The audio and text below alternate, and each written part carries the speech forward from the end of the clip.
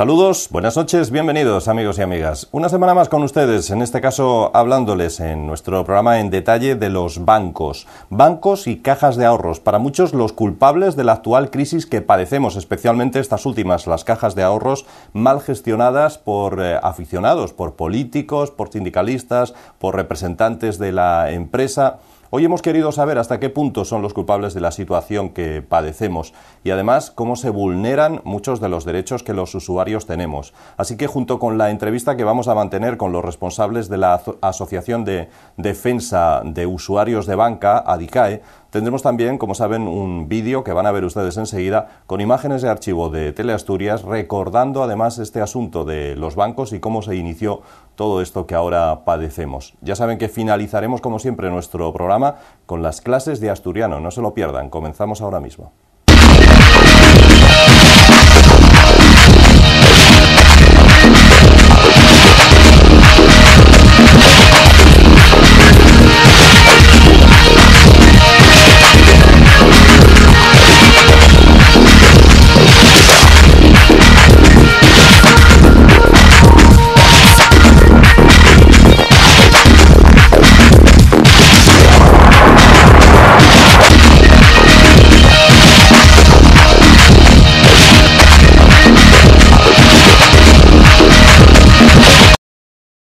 Para unos, los más críticos, los culpables de la severa crisis que padecemos. Para otros, los más benévolos, culpables al menos de negarse a negociar en situaciones tan sangrantes como el desahucio de viviendas. Hablamos de los bancos, que vuelven a estar en el punto de mira si es que alguna vez dejaron de estarlo. Problemas en la concesión y liquidación de préstamos, introducción de cláusulas suelo en las hipotecas, comisiones abusivas o injustificadas, últimamente cobrando hasta por ingresar o sacar dinero en ventanilla y sobre todo clientes supuestamente engañados por las denominadas participaciones preferentes, son las principales quejas ante el Banco de España por parte de los usuarios de banca, es decir, por parte de cualquier ciudadano. Y es que hay pocas cosas que sean tan universales para cualquier persona, independientemente de su edad, sexo o solvencia económica, como es una cuenta bancaria. Solo en el 2009, cuando la crisis no era aún tan virulenta, las quejas contra los bancos y cajas aumentaron un 93%. Un 53% de las reclamaciones recibidas se refería a la actuación de los bancos y un 35% a las cajas de ahorros. Por cada 100 oficinas abiertas al público, los bancos recibieron 50 reclamaciones y las cajas 20. Unas cajas que, no hay que olvidar, estuvieron gobernadas por políticos, sindicatos y empresarios y han sido, según numerosos especialistas, el ojo del huracán en esta situación. En Asturias, organizaciones ciudadanas como la Unión de Consumidores ha pedido incluso la creación de una comisión de investigación en la Junta General del Principado para evaluar el alcance y dimensión de los abusos bancarios. Se calcula que más de 100.000 familias asturianas están atrapadas por los diferentes abusos e indecencias de las entidades financieras. En toda España se calcula en más de 3 millones los atrapados en el corralito de las preferentes, deudas subordinadas y acciones forzosas. Por eso, las organizaciones de consumidores no son los únicos que opinan que la primera condición para realizar el rescate financiero debe ser reparar el daño provocado por las prácticas engañosas y fraudulentas por bancos y cajas a miles de familias asturianas. Uno de los pocos que hasta ahora ha creado leyes para poner coto a los desmanes que cometen los bancos sobre sus clientes ha sido el gobierno catalán, que ha aprobado la modificación de la ley del Código de Consumo con la finalidad de tipificar las infracciones derivadas de los abusos bancarios, sobre todo los relacionados con la vivienda. Estos cambios legales tienen como finalidad principal evitar cláusulas o intereses abusivos, así como controlar la información que se da a los clientes y la posible publicidad engañosa. Esta regulación no tendrá efectos retroactivos y una infracción grave podría ser sancionable hasta con 100.000 euros de sanción. A pesar de ello, es posible que esos bancos a los que ahora hay que ayudar no sean los únicos culpables en estos supuestos abusos sobre los clientes. También lo son las administraciones que no verificaron el cumplimiento por parte de las entidades comercializadoras de estos productos, de la normativa de consumo y de todas las medidas de protección al consumidor recogidas en la legislación, en especial aquellas referidas a la protección de personas mayores. Como la célebre pescadilla que se muerde la cola, los bancos están siendo rehenes de sus decisiones en los años de burbuja inmobiliaria. Por esta y otras razones, los bancos que operan en España lograron un beneficio neto conjunto de 2.693 millones de euros en el primer trimestre de este año, es decir, casi un 30% menos que un año antes, debido a la crisis y a los saneamientos que tuvieron que realizar las entidades. Más que esto, preocupa el gran número de créditos impagados y difíciles de cobrar que tienen estas instituciones financieras. Dar créditos prácticamente sin condiciones en una borrachera financiera tiene sus riesgos y el ratio de morosidad se sitúa en casi el 7% para los bancos y el 5% para el agregado de la banca española. Mientras, en la calle, cada vez más personas se concentran ante bancos y cajas para exigir respuestas y soluciones a los crecientes abusos en este sector. Asociaciones que defienden a los usuarios de banca, como Adicae, creen que son las familias quienes están rescatando al sistema financiero. Y es que la cara más dura de esta crisis financiera no la viven precisamente sus consejeros, que a pesar de su mala gestión se han llevado jubilaciones millonarias. Lo peor lo viven quienes pierden su vivienda, al no poder hacer frente a la hipoteca. En la mayoría de los casos, las entidades se niegan a negociar ni, por supuesto, a aceptar la dación en pago. Capítulo aparte en detalle dedicado a los bancos merece la institución financiera asturiana más importante, Cajastur, ahora denominada Liberbank. Se trata de un banco constituido por el grupo Cajastur, Caja de Extremadura, Caja Cantabria, Banco Caja 3 e Ibercaja. Liberbank tiene implantación nacional, siendo líder en los mercados minoristas de Asturias, Cantabria, Castilla-La Mancha y Extremadura. Y en esta crisis financiera no solo son los clientes los que a veces pierden, también lo hacen los trabajadores de estas entidades. Los sindicatos aseguran que en el caso de Liberbank, una empresa solvente que se ha convertido en la séptima entidad financiera del país, aún no saben cómo la fusión y la crisis afectará al personal, unos 12.000 empleados, ni a la red de oficinas. Quienes apuestan por rescatar los bancos o no dejarlos caer, comparan a estos con la sangre que circula por el cuerpo. Sin ella, el resto de órganos estarían muertos. Lo cierto es que tras una hemorragia de créditos, en estos momentos el torniquete amenaza con seguir empeorando la situación de miles de familias y empresas que continúan esperando que el grifo de los créditos se abra alguna vez de nuevo.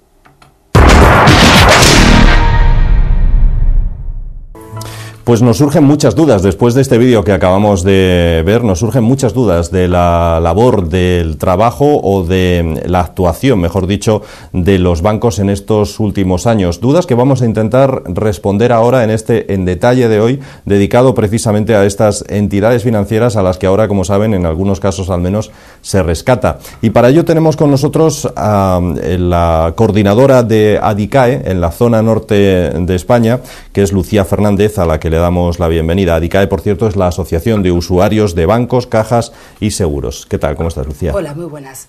Bueno, en un momento en el que Adicae, que nació ya hace algún tiempo, me imagino que debe tener mucho trabajo, porque desgraciadamente ahora mismo los bancos son la noticia, ¿no? Pues efectivamente, en los 24 años de historia de la asociación, allá en los años 80 y en Zaragoza, pues quizás estamos viviendo uno de los peores momentos precisamente por la incertidumbre y la cantidad de abusos que están sufriendo los usuarios de bancos. ¿Cuáles son las principales quejas que sobre este tema de los bancos os plantean los usuarios? Pues son muchas. Yo prácticamente las dividiría en categorías. Está por un lado los problemas que están trayendo los productos de ahorro e inversión, como las participaciones preferentes, la deuda subordinada, las cuotas participativas e incluso las cédulas hipotecarias. Por otro lado, los problemas derivados de los préstamos y créditos hipotecarios, fruto de la burbuja inmobiliaria que hemos vivido en los últimos años, repletos de cláusulas abusivas que, unidas a la situación de insolvencia en muchos casos de las familias españolas y asturianas, está haciendo que se produzcan miles de embargos y de posteriores desahucios.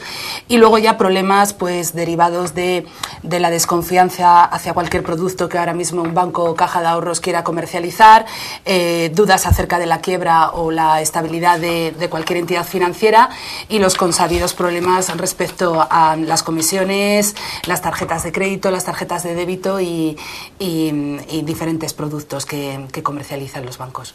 Se da la circunstancia en Asturias de un matrimonio compuesto por una mujer y un hombre de 70 y 75 años que firmaron un nuevo producto bancario con un plazo fijo a 5 años, con una rentabilidad del 5,75%, y que ellos podrán recobrar, y nadie se lo explicó nada de esto, creo que en el año 2050, cuando tengan 115 y 120 años respectivamente, si es que llegan. Sí, no estamos hablando de Matusalén respecto a la edad Pobres, ¿no? de duración de esta familia. Sí, pues probablemente estén afectados por esas llamadas participaciones preferentes tan de moda o tan en boga, mejor dicho, en los últimos meses, porque son productos en algunos casos perpetuos, es decir, que no tienen fecha final de vencimiento y que fueron contratados a clientes preferentes, pero preferentes más que nada por una razón de amistad o de cercanía con respecto al gestor de los bancos y cajas, y como te digo, sin fecha de vencimiento. En algunos casos,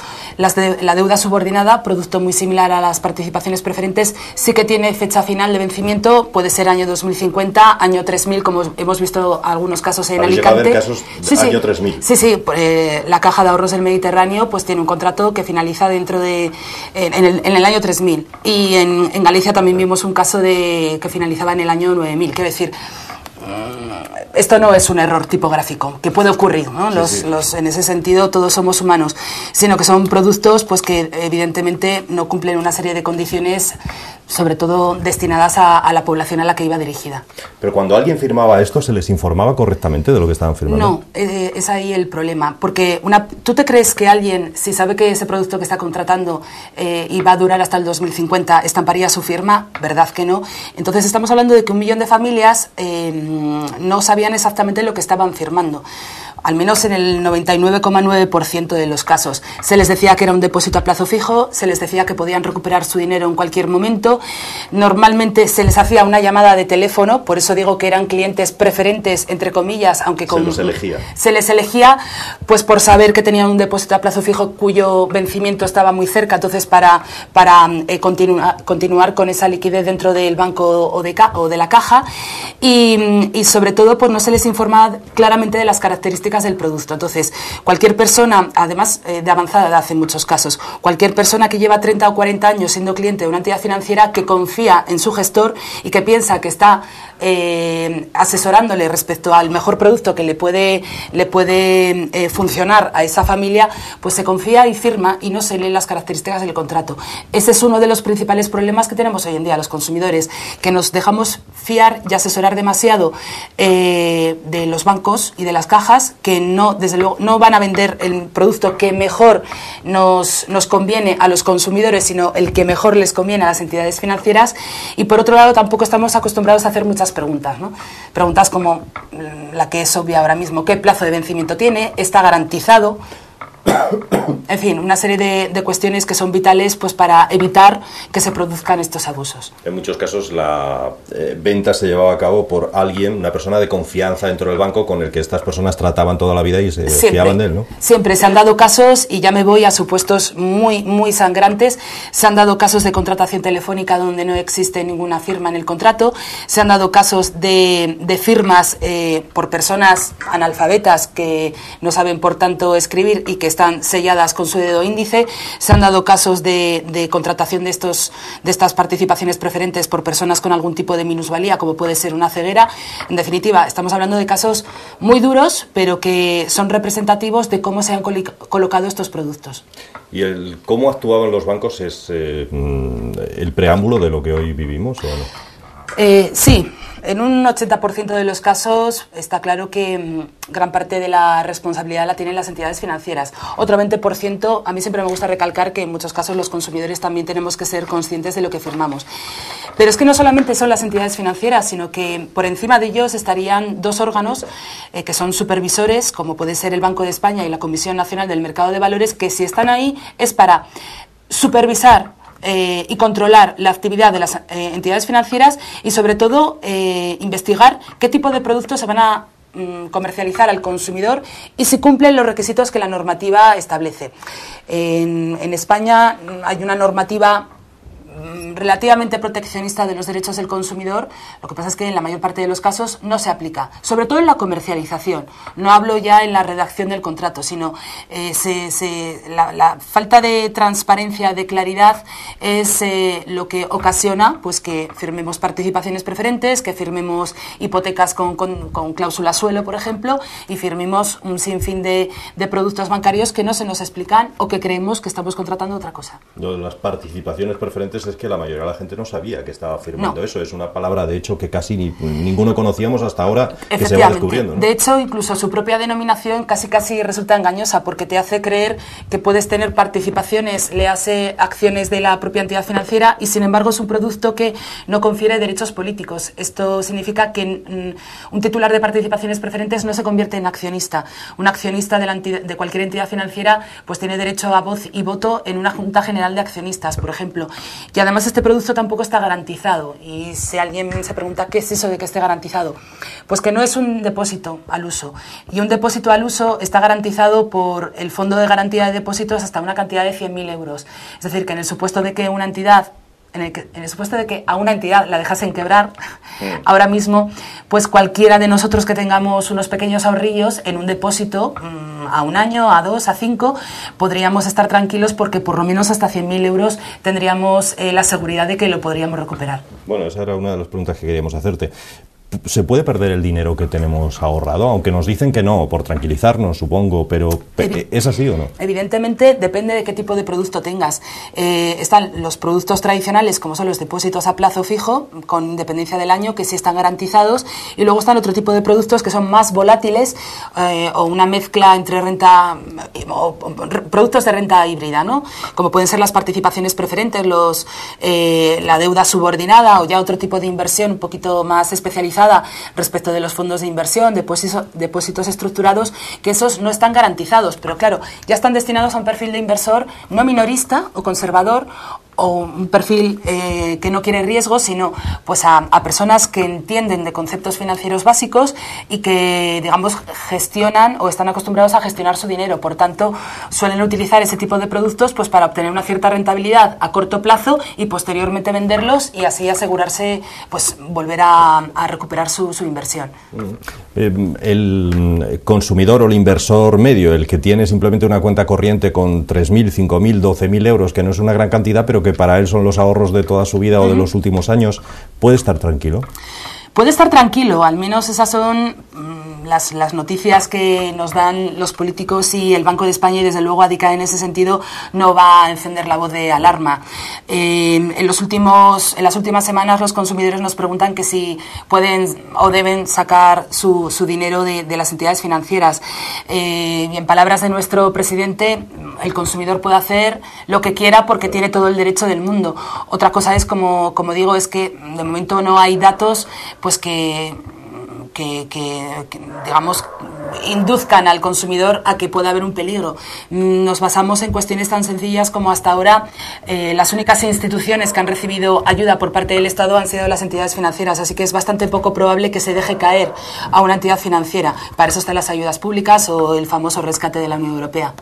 Por cierto, ese rescate, esa ayuda a los bancos, línea de crédito, en fin, se le llama de muchas formas, ¿va a repercutir en los consumidores, en los clientes de los bancos? Pues hace unas semanas, con el anuncio de esta línea de crédito, como de forma peyorativa se nos hace creer, ya avisábamos de que mucho nos tememos que vamos a ser de nuevo sufridores o paganos de este rescate. Entendemos, ojalá no sea así, que puede que se repercutan en los consumidores. ¿Cómo? Pues a través del aumento de las comisiones, a través del endurecimiento aún más en la concesión de créditos hipotecarios, de créditos personales.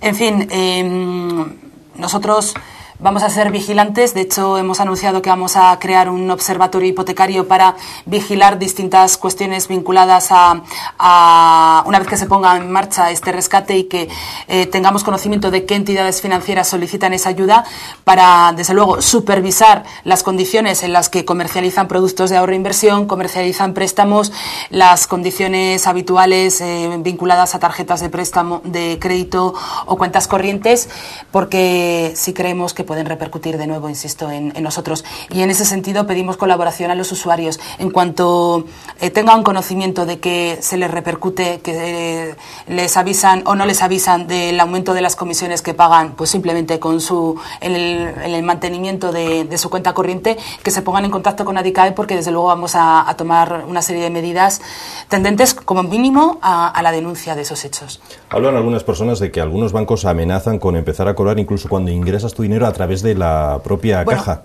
Es que ya es una realidad. ¿Está ocurriendo? Hay entidades financieras que están cobrando por sacar dinero de ventanilla en metálico.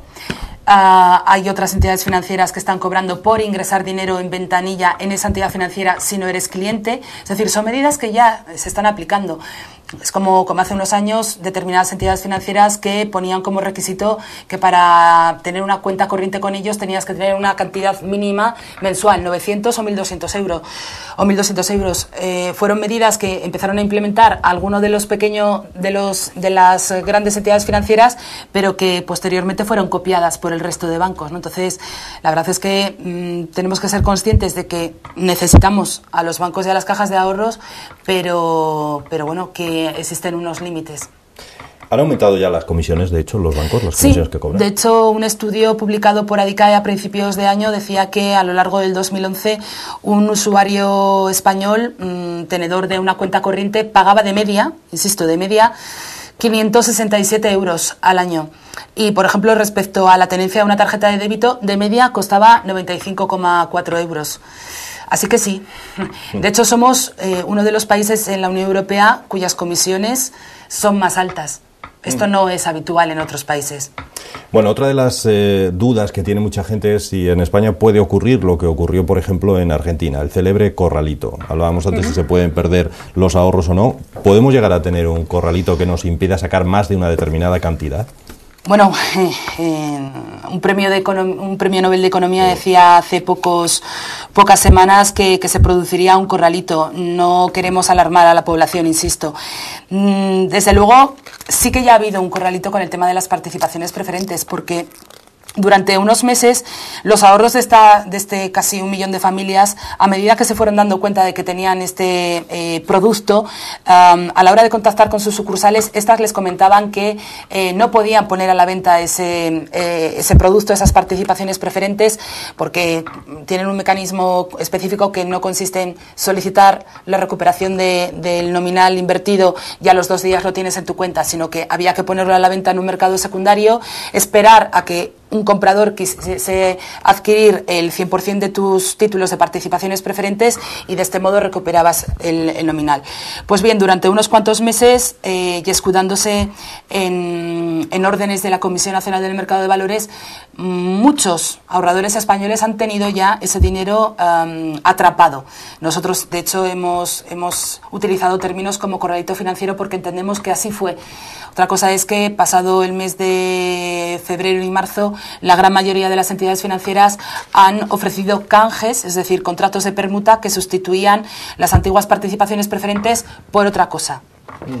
¿Cómo se entienden situaciones como la de Bankia, que de estar ganando, decían, muchísimo dinero, a perder hasta 3.000 millones de euros en muy poco tiempo? ¿Cómo se entiende eso? Pues se entiende que, desde luego, existe una gran corrupción política y bancaria en este país. Existe una falta de supervisión clara por parte del Banco de España.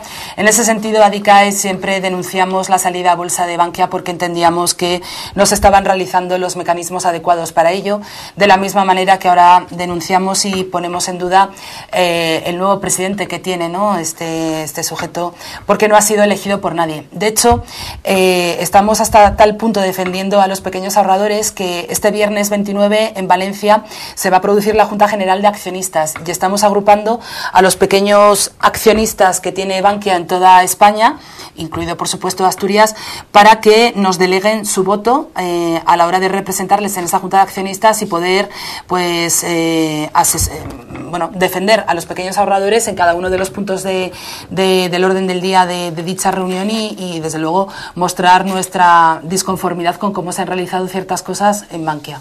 Habéis puesto en marcha además protestas en toda España por los abusos de los bancos, protestas en la calle, incluso frente a estos bancos. Sí, porque Adical es una asociación de consumidores un poquito atípica en ese sentido, ¿no? Nosotros entendemos que el principal éxito para que un usuario bancario no sea fruto de abusos parte de la colectividad. Es decir, nosotros atendemos a cualquier persona que contacte con nosotros en la asociación, pero siempre le hacemos ver que trabajamos desde el colectivo. De hecho, pues todas las demandas judiciales suelen ser acciones colectivas y queremos ser una asociación fuerte que tenga legitimidad suficiente a través del número de asociados para poder constituir un lobby lo suficientemente fuerte frente al bancario. Y en ese sentido nos gusta realizar acciones de movilización que sensibilizan no solamente a la ciudadanía, sino también a los poderes públicos, a los medios de comunicación e incluso a los propios afectados, ¿no? Porque digamos que les empoderan para seguir haciendo esas acciones de protesta en la calle. Siempre hemos trabajado así y prácticamente una vez al mes estamos promoviendo esas acciones que, por cierto, aquí en Asturias tengo que decir que no son muy numerosas. Es como que a la gente le diese vergüenza salir a la calle. Yo creo que estamos en un momento en el que si no salimos, si no reaccionamos, defendemos nuestros derechos, desde luego van a llegar tiempos peores. Hay compañeros vuestros que se disfrazan incluso de banqueros, ¿no? Hay gente que tiene una gran imaginación, que no tiene ningún tipo de vergüenza y que pues promueve cualquier tipo, siempre de acción, siempre pacífica, por supuesto. Y cualquier performance o cualquier actuación pues más o menos divertida es bienvenida. Bueno, ¿esa ayuda a los bancos va a suponer más posibilidad de conceder créditos? Es lo que se nos dice y es lo que deseamos todos, para que la gente pueda consumir más, para que las empresas puedan acceder al dinero. ¿Va a suponer que vamos a poder acceder mejor a los créditos después de que ya por fin venga ese dinero de Europa o no? Volvemos a lo mismo, es una incertidumbre, ya lo veremos. Ojalá, desde luego, por parte de la asociación esperemos que se amplíe la concesión de créditos no solamente a particulares, que son los usuarios a los que nosotros atendemos, sino a todo tipo de persona jurídica, porque desde luego entendemos que es una forma de reactivación de la economía. Aquí vuelvo a incidir en lo que comentaba antes.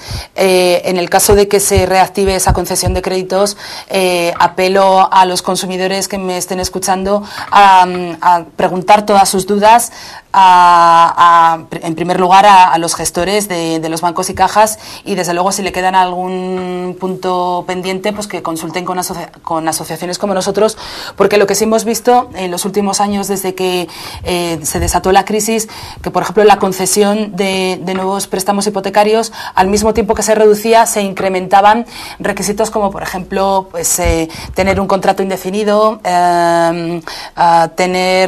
contratar, mejor dicho, altos diferenciales que han podido llegar incluso al 3%, o sea que se producía un doble efecto. Por un lado, una restricción del crédito y un endurecimiento de las condiciones, que esperamos que desde luego no se repitan. Hemos dejado para el final precisamente el tema de las hipotecas, porque probablemente es de lo más importante. Hay gente que tiene ahorrado un dinerín y que seguramente le ha interesado, es la primera parte, pero hay otros muchos, creo que el 60-65% de los asturianos que tienen una hipoteca con su banco. Sí. En muchos casos han tenido que soportar cláusulas abusivas. ¿Habéis detectado o no? La verdad es que el boom inmobiliario hizo que se contratasen préstamos hipotecarios repletos de condiciones abusivas. Nos referimos no solamente a suelos, que significa una limitación en la bajada del Euribor, y techos es una limitación a la subida del Euribor que prácticamente nunca se ha dado. La contratación vinculada a ese préstamo hipotecario de una serie de productos que en muchos casos se nos comercializaban como seguros, que son los contratos de permuta financiera, una auténtica estafa también, sino que incluso vemos cómo los préstamos hipotecarios están plagados, por ejemplo, de intereses de demora elevadísimos que rozan prácticamente la usura, del 19% para arriba, de importes de tasación en caso de subasta que tampoco corresponden con las tasaciones, con lo que realmente vale esa hipoteca, y sobre todo, en líneas generales, un escaso conocimiento por parte del titular de esa hipoteca de los términos que tienen contratados, ¿no?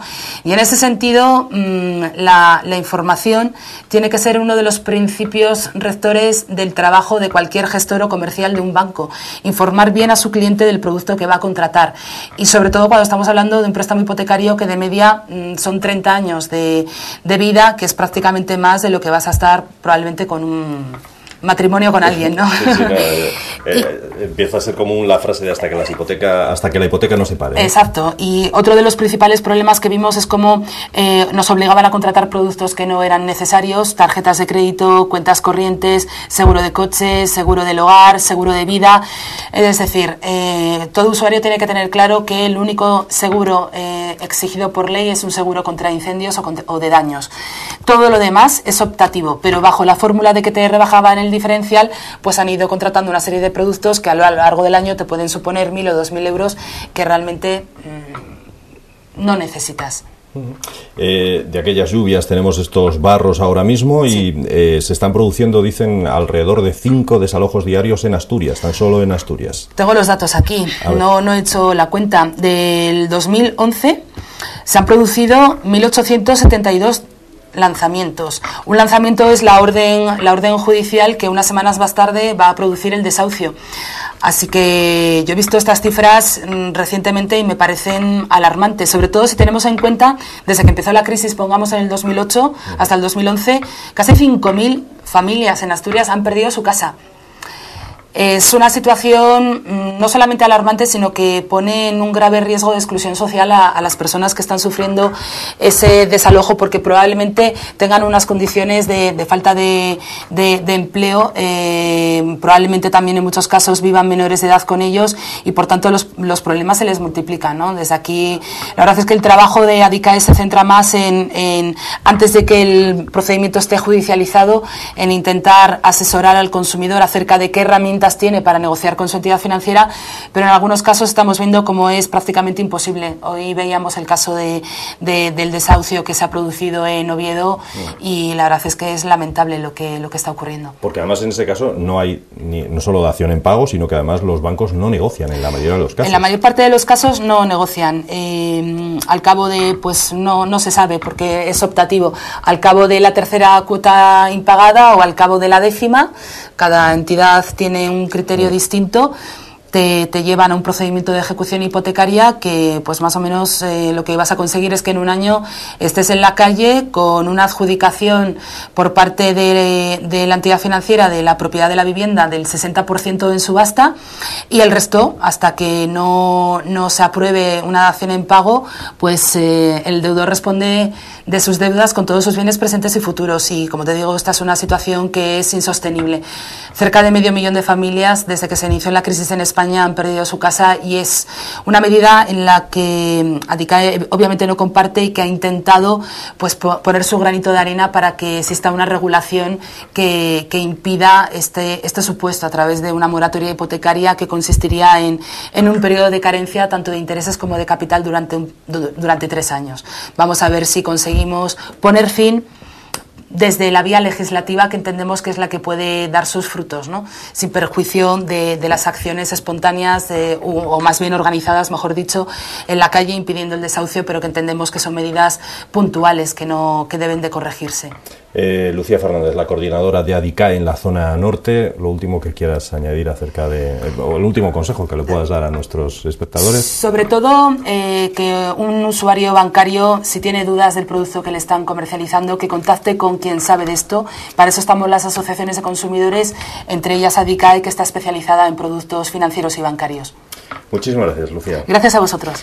Y a ustedes, señoras y señores, como siempre, en esta despedida ya de nuestro programa, de nuestro En Detalle, pues emplazarles a que se queden todavía con nosotros unos minutos más, lo van a pasar muy bien, van a aprender además porque son las clases de asturiano lo que llega ahora, esas clases de asturiano que volvemos a emitir del programa La Gran Manzana. Como siempre, con ellas nos despedimos en esta ocasión. Gracias y hasta la semana que viene.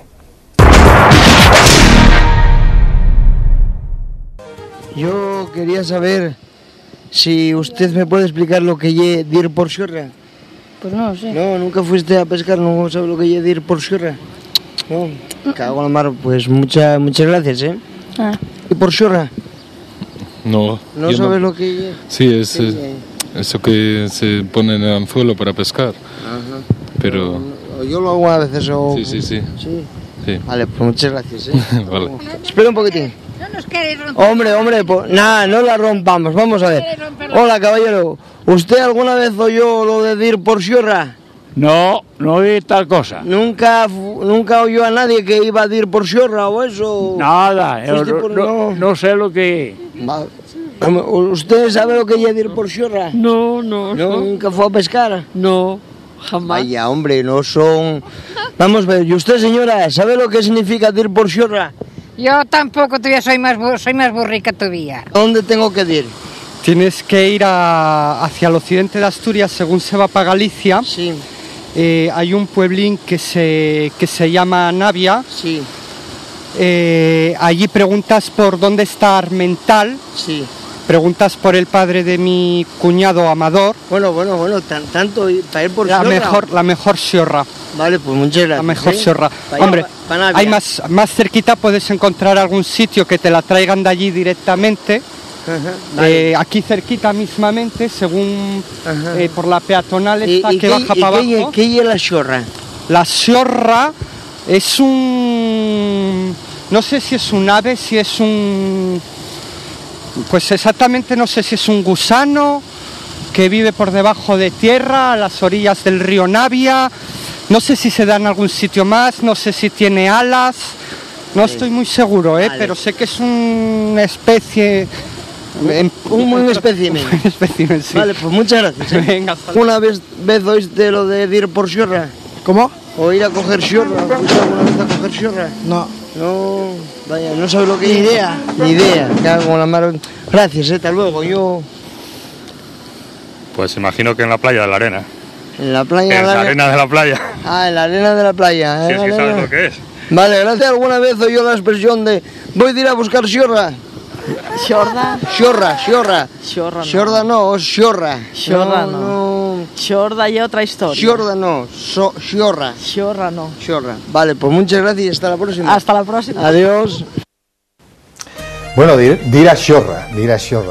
Súpolo perfectamente el extranjero aquel primero que salió, y súpolo también alguna gente más. Había un rapaz por ahí de Panavia que yo creo que armóse un pequeño lío, al final casi nos describía un cuélebre. Decía que tenía licenciado en Xorres, dice el Mudín. Pues... Pero lo explicó perfectamente, ¿eh? Camino de Galicia, en Pueblín, Navia, la playina, el mi cuñao. Bueno, aproximólo, claro, había que haberlo preguntado a Mariñanes, a xente que viva aproximada a mar, porque claro, hay que ir a pescar, la Xorra y el gusán que te ha metido una basa, hay que ir a por él, y un gusán de estos gordo, sabroso, porque comense en algunos sitios, no aquí, y bueno, y con el pescase, y un cebu perfecto, ¿no? Ir por Xorra a la playa de Xagó. También se dice a la playa de Xagó, efectivamente, y buen sitio para ir a Xorra. Eso lo canta Dixebra. Y ir a Xorra también, decíamelo mi abuela cuando llevaba unos pantalones muy cortos, muy curtios, y decían, ¿qué vas, a Xorra? Como diciendo, Cuando vas muy remangado. ibas remangado, ¿no? Sí, pantalones de aquellos que se traían en los 70, que eran anchos y curtios, ¿no? Esos modes que vuelven también ahora. Y eso es ir a Xorra también, es sentido metafórico. Pues ya saben lo que tienen que hacer antes de ir a pescar. Lo hemos aprendido bien esta noche, que es ir por Xorra. Ir por Xorra. Ir a Xorra. Y tenemos, no sé si nos dará tiempo, Sonia, tú dirás, Sí, un par de sí, avisos sí. importantes, creemos, ¿no? Uno del Centro Asturiano de Madrid, que se convoca a un concurso de relato curtium asturiano y que pueden participar en él todas personas de cualquier edad, residencia, nacionalidad, con el número de obras que ellos pete, que quieran. Premiarase aquella obra sin publicar en lengua asturiana, y con la temática cuyo argumento sea relacionado con Asturias o la emigración asturiana. Muy bien. El jargón será entre 10 fuelles y 20 fuelles, no pasará de 20 fuelles. Los originales serán inéditos y el premio nomarase Xosé Álvarez, como el malogrado escritor muerto el año pasado, Perres, 1.500 euros. Bueno. Y la publicación del cuento. Bueno, y está la muy publicación bien, del ¿no? cuento. Centro Asturiano de Madrid convoca. Centro Asturiano de Madrid, hay que mandar los originales a la calle y las copias a la calle Farmacia 2, 28004 de Madrid, indicando que lleva el concurso de relato curtium asturiano Centro Asturiano de Madrid. Ya nos lo recordarás en otras ocasiones para que no se nos olvide la dirección ni nada. Sí, el plazo ya está el 22 de septiembre. Bueno, hay tiempo. Y el otro aviso, tenemos el sábado todos los asturianos que nos presta la cultura asturiana una cita en la Plaza de la Catedral a las 12 del mediodía en Ubieu. Este sábado 25 va a haber una concentración, de bandas de gaites, del mundo del folclore, para celebrar el levantamiento del 25 de mayo de 1808 contra los franceses, contra el gobierno títere de los franceses, y de paso reivindicar la cultura asturiana que falta fai. Últimamente le están dando para palos, ¿eh? Pues sí, parece que no nos quieren, por ejemplo, en el Consejo de Universidades en Madrid y en algunos sitios más, pues no nos quieren mucho. A ver si ahora la figura del nuevo asturiano que está ahí a la cabeza, pues echa una manina. A ver, vamos a poner... Esa pausa valorativa... vamos a poner una vela a la Santina. En fin, y si no... Y otra a San Antón. A aquellos que no sepan valorar y cuidar lo nuestro, como es, por ejemplo, la lingua asturiana, les sacaremos una semilla para que todos lo sepan. ¿Sí? Una semilla. Tampoco así traído... ¿Cuela? ¿Va bien? Cuela. ¿Sí?